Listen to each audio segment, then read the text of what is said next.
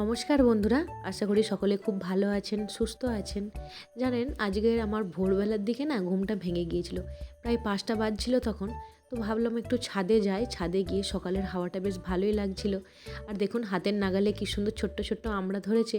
আর এই সামনের যে আম গাছটা ছিল না, এই আম গাছটার আমগুলো প্রচণ্ড টক জানেন। আমার মায়ের খুব সুবিধা হয় এখান থেকে আমড়ার টক বা আমড়ার ডাল বিভিন্ন কিছু রান্না করার জন্য আমড়াগুলো পাড়তে। আর এদিকে আমার মা বেশ কয়েকটা ফুলের গাছ লাগিয়েছিল। তো যেহেতু ভোরবেলা ছিল, আলো তো ফুটেনি খুব একটা ভালো, সব ফুলগুলো কড়ি থেকে ভালো করে ফোটেনি। তো যাই হোক, আকাশটা দেখুন কি সুন্দর দেখতে লাগছে। জানেন, আমার যখন মন খারাপ করে, মানে আমি যখন শ্বশুর বাড়িতে থাকি, বাড়িটা দেখতে মন যায়। মা বাবাকে তো দেখা যায় ভিডিও কল করলে, সবসময় তো আর বাড়িটা দেখা হয় না। তো ওই জন্য মাঝে মধ্যে আমি বাড়ি এলে এরকম টুকটুক করে ভিডিও করে রাখি। আর গ্যালারিতে যে একটু করে এই ভিডিওটা বার করলেই না একদম মনটা শান্ত হয়ে যায়। মনে হয় যেন আমি আমার বাড়িতেই আছি। ওই জন্য আর কি একটু ৪-৫টা ভিডিও করা।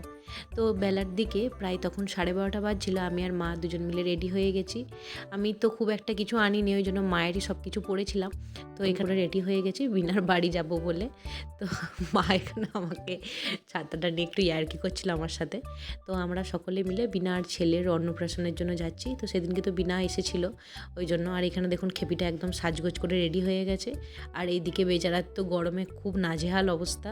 তো খাওয়া দাওয়া তো খুব ভালোই আয়োজন করেছিল। ছিল সাদা ভাত, একটুখানি আলুর চিপস ছিল, তার সাথে ছিল পুঁই কুমড়োর তরকারি, আলু পোস্ত, চিকেন, চাটনি, দই, পাঁপড়, মিষ্টিও ছিল। সেগুলো ভিডিও করতে ভুলে বাড়ি ফেরার আগে বিনার সাথে আর ওর বাড়ির সকলের সাথে একবার দেখা করলাম আমি আর মা। জানেন, প্রচণ্ড গরম ছিল, তাই খাওয়া দাওয়া করে বাড়ি চলে এলাম। তো দেখা হচ্ছে খুব তাড়াতাড়ি, এখনকার মতন টাটা।